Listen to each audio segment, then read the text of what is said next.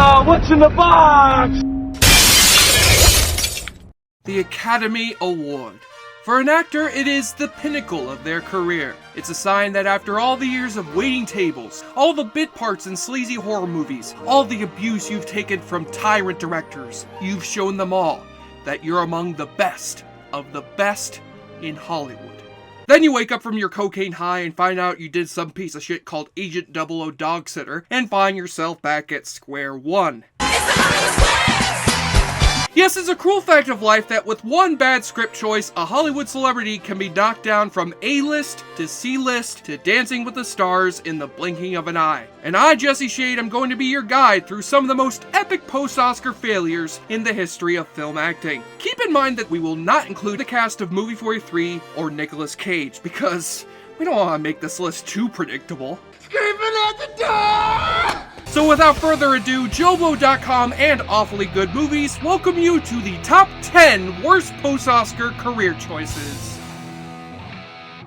Number 10, Charlize Theron in Aeon Flux. Now we're placing this one at the bottom of the list because, unlike a lot of the other actors here, Charlize bounced back pretty quickly after this adaptation of the MTV animated series belly flopped at the box office. That same year, she also starred as a sexually harassed minor in the true-life drama North Country, which garnered her another Oscar nomination. But still, having to go from strong female roles such as that one and her Oscar-winning portrayal of Eileen Wuornos in Monster, to slinking around in spandex in a bad Matrix clone, it's not necessarily a step up. Especially after the movie is derided by the creator of the original show as a travesty. We can only hope that her other turn as a post-apocalyptic warrior in Mad Max Fury Road yields better results. And let's not forget Charlize's co-star and fellow Oscar winner, Frances McDormand, who played the...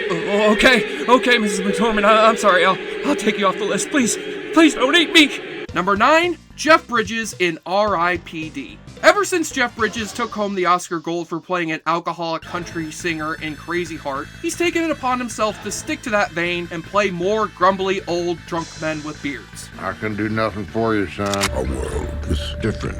There was more. You are the seventh son of a seventh son. But even though that strategy got him another Oscar nod for True Grit, it also landed him in The Giver, Seventh Son, and the steaming heap of crap known as R.I.P.D., which I believe is an acronym for what Jeff Bridges' agent said when he said he wanted to do this script. Really?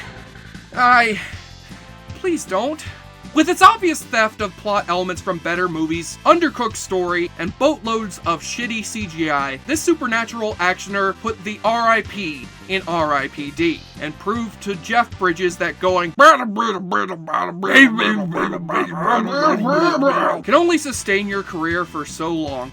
Number 8, Jack Palance in Cyborg 2. You'd think that after winning an Oscar for playing the cantankerous trail boss that inspires neurotic city boy Billy Crystal to embrace the Wild West in City Slickers, Jack Palance would stop taking paycheck parts in trash like Angel's Brigade and Outlaw of Gore, and get back to the early heights of his career, such as Sudden Fear or Shane. But those one-handed push-ups clearly drained the blood out of his brain, because a year after his Oscar triumph, Jack Palance was back to his half-assed ways, playing a renegade cyborg in Cyborg 2, an in-name only sequel to the 1989 Van Damme flick Cyborg. While Palance's young co-star Angelina Jolie left this fiasco behind her to become, well, Angelina Jolie, Palance would move forward with a crappy City Slickers sequel before he eventually retired in 2004 and passed away in 2006. A Hollywood legend throwing away his newfound prestige only to get a quick paycheck.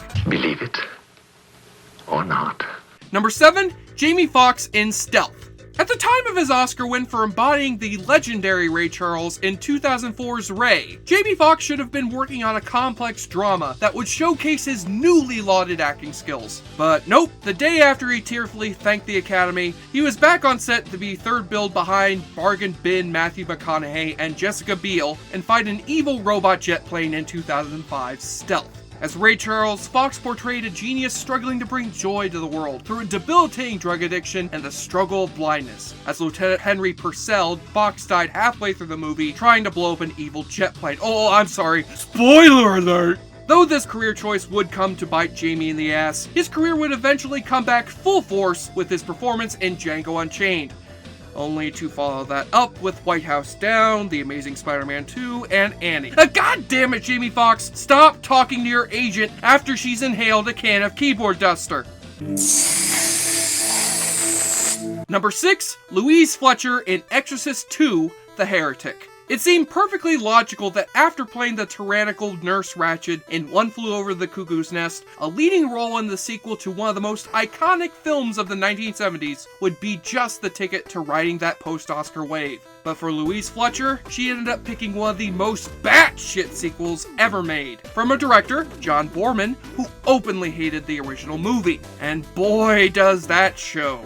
Even with Boorman's desperate attempts to recut and re-release the movie during its release twice, the movie was laughed into submission by audiences and spat upon by original Exorcist creators William Peter Blatty and William Friedkin. And out of all the actors who made up this insanity fest, Fletcher was the one whose career was sunk the most. And mind you, she co-starred alongside James Earl Jones in a locust costume. With schlock like Mama Dracula, High School High, and A Dennis the Menace Christmas popping up on her resume after the mega flop of Exorcist 2, it's clear that the train to post-Oscar opportunity passed Mrs. Fletcher a long time ago.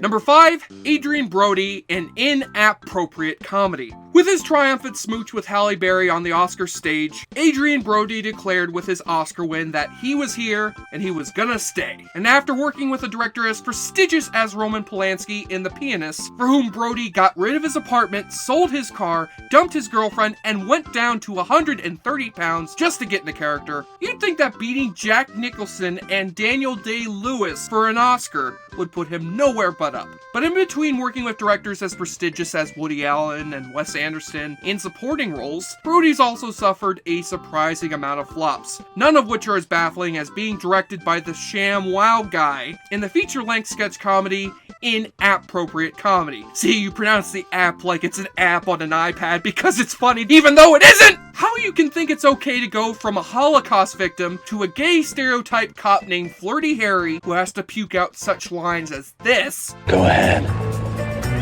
Make me gay. It boggles the mind, even if it's just a 5-minute sketch in an 84-minute movie. And he doesn't have the same excuse as the cast of Movie 43, where everyone in that flick was a prestigious actor tricked into doing a shitty comedy. No! Adrien Brody was co-starring alongside Michelle Rodriguez, Rob Schneider, and Lindsay Lohan. One of these things is not like the other! The last time Adrien Brody tried to do sketch comedy, it got him banned from Saturday Night Live. But this time, it only got him banned from the hearts of movie-going audiences. Number 4, Whoopi Goldberg in Theodore Rex. One day, you're co-starring alongside Patrick Swayze and nabbing Oscars. Then another day, you're suiting up in latex and fighting crime in the future alongside an animatronic dinosaur. Swayze one day, dinosaur another day. Swayze, dinosaur! I mean, how the hell does any career hit this low in that short of a period of time? Well, in Whoopi's case, it's after you make a verbal agreement to star in the movie, get sued for $20 million when you try to get out of the movie, and end up settling for a $7 million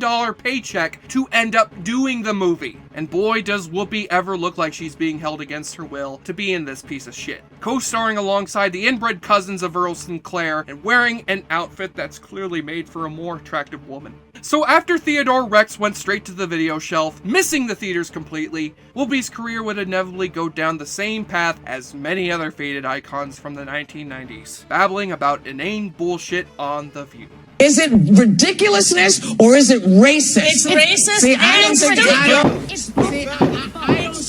Number 3, Roberto Benigni in Pinocchio. After failing to make a splash in the Pink Panther franchise, Italian comedian Roberto Benigni finally made it big in America when he received not just the Best Foreign Film Oscar, but the Best Actor Oscar as well, for his tragicomic Holocaust flick, Life is Beautiful. As he leapt over chairs and fought valiantly with the English language, I would like to be Jupiter and lie down in the firmament, making love with everybody. It was easy to say that America's heart was his. So logically, the best way to follow that up is to play Pinocchio, even though you are a 49-year-old man. And though his adaptation of the famed fairy tale, as co-written and directed by him as well, was a huge success in his native Italy, Pinocchio was unceremoniously dumped into theaters in America with a shitty American dub. I can't stand the smell of it.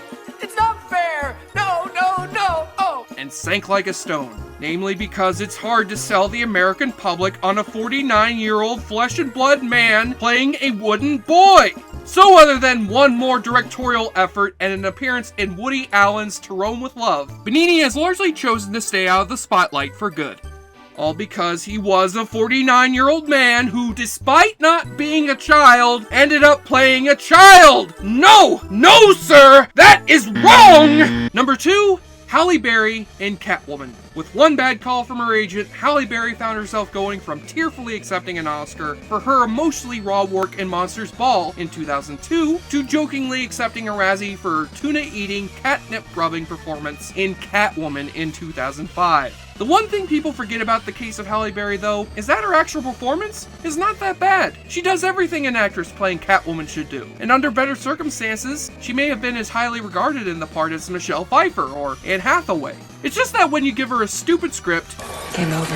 Guess what? It's overtime. Make her wear a shitty costume, surround her with Nintendo GameCube level effects, and have her directed by a man who is okay with having the name Petoff, how fitting that his name rhymes with beat off. There's no way to prevent yourself from sinking into that swamp of shit. But good on her for not just having the balls to accept her Razzie in person, but also eventually making a comeback on the hit CBS series Extant. Looks like Halle has finally put the failure of Catwoman behind her and in the litter box, where it belongs.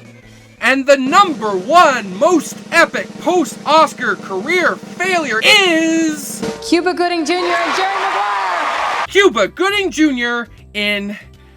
Oh, well, geez, where do you start? I mean, ever since Cuba jumped his way to the Oscar podium for showing Tom Cruise the money in Jerry Maguire, it started a steady decline that proved to set a gold standard in throwing away Oscar credibility. Sure, he may have had some pretty fair success with his follow-up roles in As Good As It Gets and What Dreams May Come, but then came Chill Factor. You remember Speed? Well, replace the bus in that movie with an ice cream truck and boom, you got Chill Factor. Let's just say it didn't go over so well. Neither did Snow Dogs, with Cuba mugging it up alongside a pack of sled dogs in Alaska. Its tagline was "Get ready for mush hour." That tells you everything you need to know. And then came 2003's holy trifecta of holy shit, known as Boat Trip, The Fighting Temptations, and Radio, all of which got Cuba nominated for the Golden Raspberry Award. When you manage to insult gay people, black people, and the mentally challenged all in one year, that is an achievement worthy of Da Vinci. Finally, Cuba got another shot at the Razzie in 2007 with his roles in Norbit, which he lost to co-star Eddie Murphy, and Daddy Day Camp, where he filled a role played by Eddie Murphy, who felt he had better movies to do, namely Norbit. This proved to be a wake-up call for Cuba, who confessed to the New York Times that he, quote, thought people wanted me to make them laugh, but I was wrong on so many levels. So, does that mean Radio really was meant to be a comedy? We're not gonna be able to take you on a bus today. But don't worry, Cuba is slowly getting his groove back with roles in such prestige dramas as The Butler and current Best Picture nominee Selma. But his spectacular career drop-off will always stand as the best of the worst post-Oscar career choices. That isn't Nicolas Cage. Again, not putting him on the list, guys! He is too easy! And there you have it, folks, the top 10 worst post-Oscar career choices. If you think there are any out there I missed, discuss it in the comments below, and remember, keep watching Awfully Good Movies every other Wednesday here on the YouTube channel of JoBlo.com. Until next time, I'm Jesse Shade, and please, keep the post-Oscar riots to a minimum this year. No leaders, no peace! No leaders, no peace! No leaders, no peace! Into the Woods costume design pisses all over the Grand Budapest Hotel's costume design! Glenn Campbell win the Oscar? I sure hope he won the Oscar. JoBlo, he sure likes to drink a lot. JoBlo watches movie like the hero man. JoBlo, he's not just... Hey everyone, Jesse Shade here from Awfully Good Movies. Thank you so much for watching. If you want to see me take on more good bad movies, click on any of the links you see here, or subscribe to see this show alongside all the great content that we offer here at JoBlo.com. And remember, I love you. Wait, that sounded wrong. But I do love you though.